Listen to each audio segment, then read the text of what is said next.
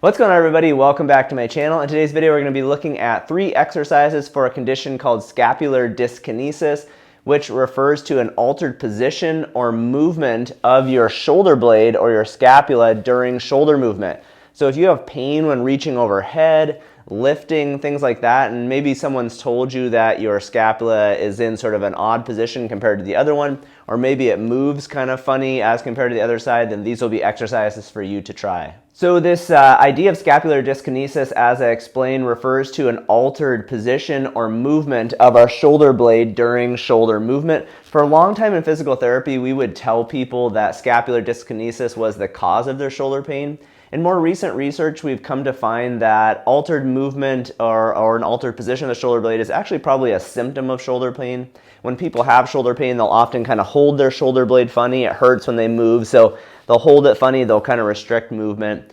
So essentially, the exercises we're going to do today are meant to kind of help speed up the process. It's meant to improve the control of the shoulder blade and improve, sort of the symmetry so that our two shoulder blades move together in a similar fashion. Most people aren't completely symmetrical side to side, but kind of loosely that's what we're looking for, is to get back to sort of a symmetrical movement so that both of our shoulder blades are moving appropriately. When we think about lifting overhead, which is where most people have shoulder pain, especially when we talk about shoulder impingement and rotator cuff pain, when we reach overhead through shoulder flexion, our scapula has to move through upward rotation, so it spins out away from our spine. And so we're going to incorporate a bunch of exercises today that help us move through scapular rotation, but teach our scapula how to move in a controlled fashion. So let's jump into the first exercise. For our first exercise, we're going to use a piece of resistance band, and you need to loop it up high, so either over a pull-up bar or maybe secure it in a doorway at your home. What you're going to do is grab either end of this and starting at about shoulder height.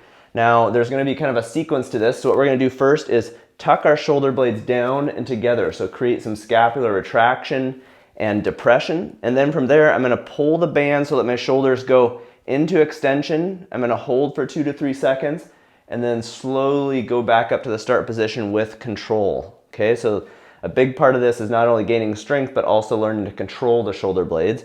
So reset, again, scapular depression, pull them down, and retraction, and then pull your shoulders down into extension, kind of keep your chin tucked in, hold for a second, and then slowly with control over 3 to 4 seconds, go back to the start position. So one more time, scapular depression, retraction, pull the shoulders down into extension, chin tucked in, sort of that double chin position, hold for 2 to 3 seconds, and then back out nice and slow over 3 to 4 seconds.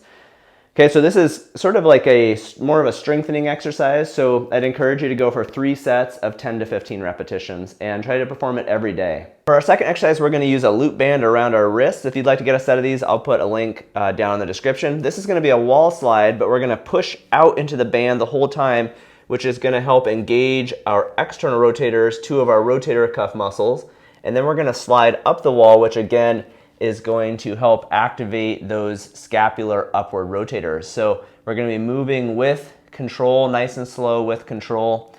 This is really kind of more of a motor control exercise and not so much a strengthening exercise. So what you're going to do is kind of get the knife edge, kind of the pinky side of your hands against the wall, arms at about shoulder height, push out into the bands and maintain that tension out into the band, and then you're going to slide up through as much range of motion as you can. If you hit a spot where it hurts, then just stop there and come back down. And the whole time here, the goal is to maintain tension on the band. So you'll feel your rotator cuff and those shoulder external rotator muscles, you'll feel them start to burn and kind of get tired. So that's normal if you notice that. And then over time, you can step closer to the wall, farther away, figure out what's best for you. Step closer if you need to reach higher. Just go up as high as you can, try to work through that full range of motion.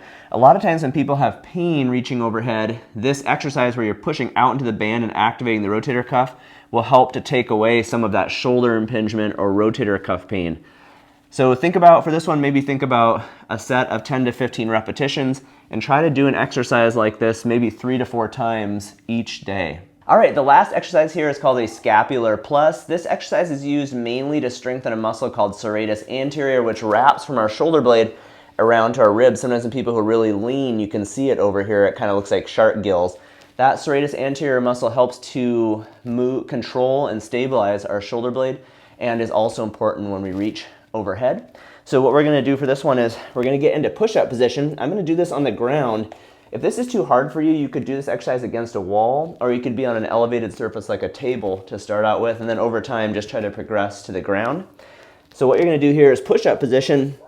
You're going to keep your elbows straight. We're not going to be doing a push-up. We're going to be working on just moving our shoulder blades. So if you watch my shoulder blades, I'm going to be going up and down through this scapular plus, it's called, where I'm up at this top position, and my scapula are moving backward and forward over my rib cage. It's not really me just rounding my back, it's my shoulder blades. First they move together, and then I'm going to push them apart. So you can see my elbows are staying straight. It's not like I'm doing a push-up. Elbows stay straight, my scapulas go into protraction, and then they drop slowly into retraction. And gravity, of course, wants to pull me down, so I really have to control this. And you don't want it to be a sloppy movement. This is a strengthening exercise, but it's also sort of another motor control exercise where we're teaching our neuromuscular system how to control shoulder blade movement. Also, make sure your shoulder blades don't hunch up towards your ears. Kind of keep them tucked down, and then move them forward and back through protraction and retraction. For this one, you'll probably get tired, right? I'm getting out of breath just being in that position. It's an isometric in a lot of ways for your core. So go for 10 reps, something like that, and think about 3 sets of 10 reps in terms of building strength. Thanks for checking out today's video. I hope you find the exercises to be helpful. If you need a more comprehensive program or resource, my book is available through all major bookstores. Each body region has its own chapter. If we go back to the shoulder chapter, you'll see there right here in the beginning is this shoulder pain program, which is really going to focus on rotator cuff injuries and shoulder impingement, both of which we talked about today and can be associated with scapular dyskinesis. All the programs have 3 phases and have pictures of me doing the exercises. Phase 1 is dedicated to helping you reduce pain. Phase 2 is really going to start getting into some of the exercises we looked at today, focusing on scapular strength and stability right here towards the end of phase 2. And really phase 3 focuses on building strength through resistance training. So again, you'll see some of the exercises we covered today and many others that can help with rotator cuff strength and scapular strength and stability. I will put an Amazon link for my book down in the description if you'd like to get a copy. Thanks again for checking out today's video. I'll see you in the next one. Bye.